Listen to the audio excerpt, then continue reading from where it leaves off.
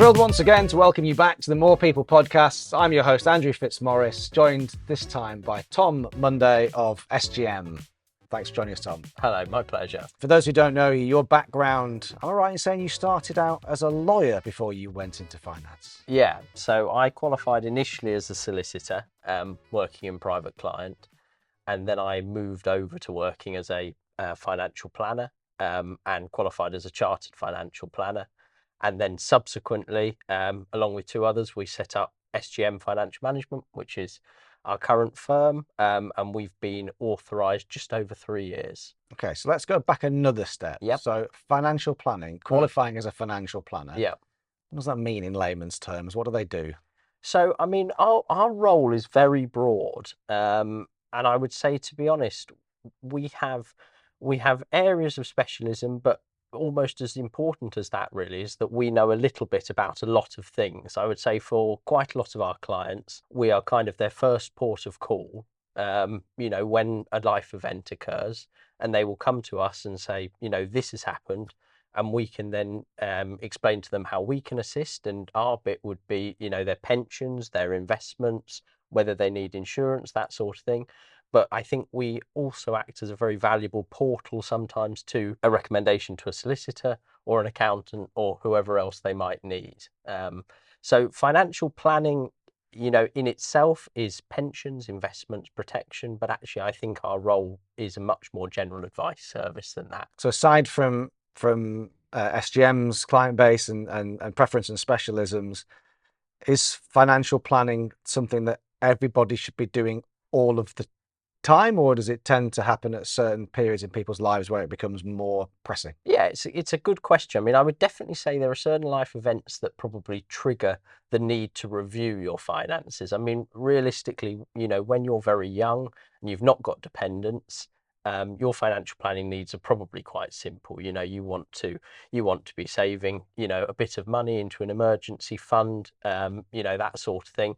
As your situation and your circumstances become more complex, so too do your financial planning needs. So, very often people will get in contact with us, when something happens in their life. So they might receive an inheritance, they might buy a house for the first time that triggers the need to have protection in place, whether that's to cover the mortgage or to provide for their dependents.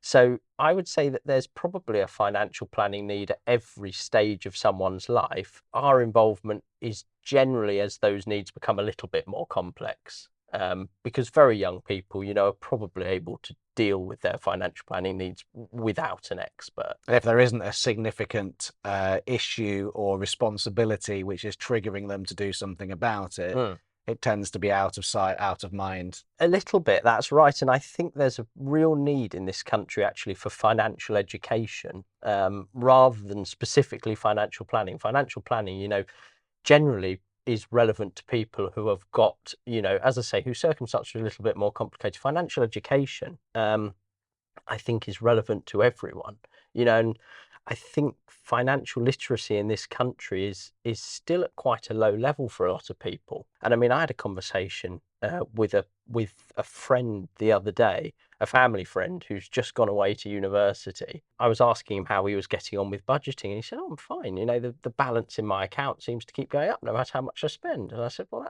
that's amazing. That sounds like a magic current account. How's that working?" He showed it to me, and what was actually happening was he was going deeper and deeper into his overdraft, and he'd seen this figure increasing and it had a D next to it, and he just didn't know what the D meant. So he thought, he had this magic money tree of an account, and actually, of course, he was going into his overdraft, and he just never had it explained to him. Which is a pretty base level, as complex as these things can become. That's quite a base starting point to understand it is positive and negative numbers. It is, but I mean, I don't think that anyone at school necessarily gets that sort of education on finances. When I was at school, I certainly wasn't being told about, some of the really basic financial things that we all take for granted as you get older. How can we try and fill that void, that gap in the training to educate these people? A really important role of a caring employer is to help provide that financial education. And I think it can be a really important part of an employee well-being package almost, that actually you assist in educating them on the importance of pensions, you know, insurance, that sort of thing, you know. And I think just by having those open conversations within a workplace, you pick up a lot of knowledge, because, you know, it's money and finances in general are something that we are reticent about speaking about in this country. You know, people are reluctant to do it. But actually, I think that if people were more willing to do it, and, you know, if employers led on that sometimes, I think that can really add value to that employer-employee relationship. And it is difficult. It is sometimes difficult, I think, to get somebody who is in their very early 20s interested in pensions. You know, obviously, if you've got a good employee pension scheme in place, then there are contributions being made by your employer, you know, and they can kind of forget about it. And that's the importance of something like auto enrollment, really. It's not always going to be sufficient to give people the retirement they want, but it certainly gets them off to a good start. Yeah. And as you say, you know, the value of contributions made when you're 22, 23, as opposed to even when you're in your mid-30s, is enormous. And it's free money. It is, yeah. Effectively, Yeah. there's not many ways of avoiding the tax man these days. But No. it's free money from an employer with tax incentives associated as well. Yeah, yes, exactly. I think you would know better than me, really, having staff, but I do think there's a higher expectation in terms of the benefits that employees want now. And I actually think a comprehensive kind of, you know, not a full financial planning service, but as I say, financial education, I think can be a really valuable benefit to sell to employees. Some of it depends on individuals' tolerance Yeah. for risk. Yep. And or their indifference to some of this training and knowledge, Yeah. or the importance of some of these benefits versus basic salary benefits, or gym membership, or fruit in the office, or whatever it is. And as an employer, we're trying to throw as much at our workforce as possible to be the go-to employer. Yeah. But, you know, different things resonate with different people for different reasons. And to your point, you know, the second someone has children, the nature of insurances perhaps become more relevant versus a single 23-year-old. Yeah. Yes, definitely. But that's a journey people will go through, and these things will resonate at different times in their lives, I suppose. It's interesting, really, you know, talking about something like, for example, risk tolerance, because risk tolerance is a really interesting conversation with young people, because actually, I would say quite a lot of the young people we see, when it comes to investing and taking risk, they're quite reluctant to do it. They're actually quite risk averse. Really? Yeah. And yet, actually, you wish you could say to somebody who's in their early or mid-20s, you should be taking all the risk in the world, you know, especially in your pension. You're not going to be accessing that for 35 years, you know, and you're going to be contributing that whole time, hopefully. You know, invest at a high level of risk, benefit from hopefully the exposure to superior long-term returns that gives you, and just forget about it. I think on that point, though, the long-term nature of it, Yeah. I don't think there is that long-termism. Being retired feels like an infinite time away. It does. Yeah. And it's the tolerance for risk. I enjoy talking, this might surprise you in some regards, enjoy talking to the solicitors, because they're so frank speaking, and they're so accurate with their wording. Yeah. There's very little grey, and I enjoy that. And when you're talking about wills, or you're talking about estates and planning, you know, you're sitting in an environment where the odds of the eventuality are so small. But I also know, in the conversations with solicitors, they might have had 1,000 of these meetings.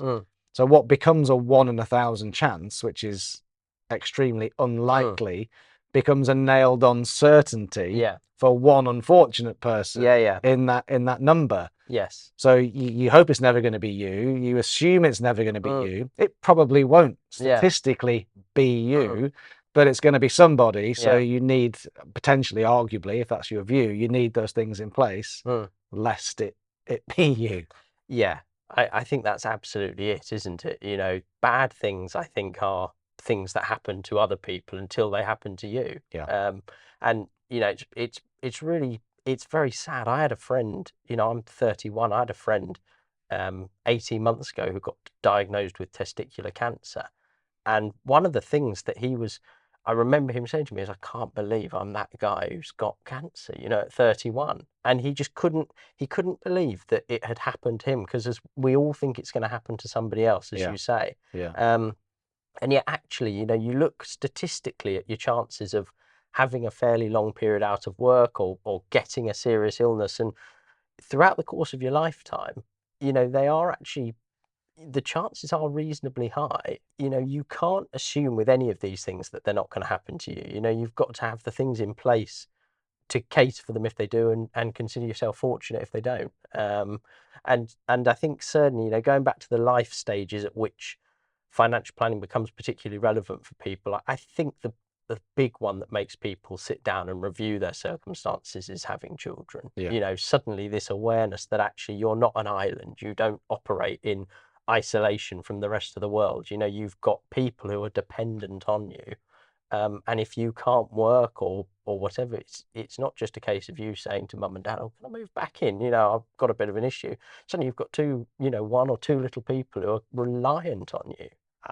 Certainly I've got a 2-year-old and a 5-month-old, and it's totally changed, my perception to how I interact with the world, and how I view risk. One of the phrases we use often when we're talking about recruitment training or career development or breaking habits, starting new ones, Yeah. whatever it is, the best time to have started this stuff was ages ago. The second best time is now. Yeah. So if you're watching this, listening to this, thinking, "Oh God, that is one of those things I keep putting off, but I feel paralyzed with where to start." If you're in your mid-20s, feeling the responsibility start to become more of an obligation, and you haven't got anything in place so far, where do you start? When you're talking about your financial planning, you want to kind of do it by order of priority, really. So I mean, the first thing I would think that you want to look at, as a young person, you want to look at building an emergency fund. So you want some accessible cash that, if something happens, you lose your job or whatever, you've got something to fall back on that's going to, meet your expenditure needs for 3 months or 6 months.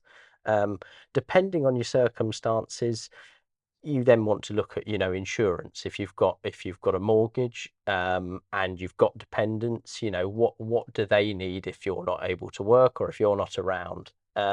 Once you've addressed those really kind of core immediate concerns, you want to look at, investing more towards your own future. So you look at what you're contributing to your pension. How do you envision your retirement looking? What other investment products are available to you, ISAs, that sort of thing. It sounds very scary, financial planning, and it can be very complicated, but it doesn't need to be. I think if you break it down and you do it stage by stage, and I think the thing that we would always say, we're a new business, we're very happy to talk to people. We're well aware that conversations that we have now aren't necessarily going to yield results now, but they will in the future. We're very happy to speak to people in their mid-20s, who want a bit of advice on what they're putting into their pension, what other requirements they might have. So I would say reach out and speak to people. Don't bury your head in the sand, because as you say, then you look back in 10 years and you think, well, if only I'd known this 10 years ago. Yeah. And you can start small, whether it's putting cash to one side, you can start with an ISA. You don't have to put a huge pension pot and set stuff up and get all that in place. You can start in a very small, easy way. Yeah, exactly. And you referred to compound interest, and it really is the eighth wonder of the world. You look at what the power of £200 a month from the age of 21. It is really, really significant. So yeah, it absolutely doesn't have to be big things. You start small, and then you will find that in the fullness of time, actually, you have built something significant.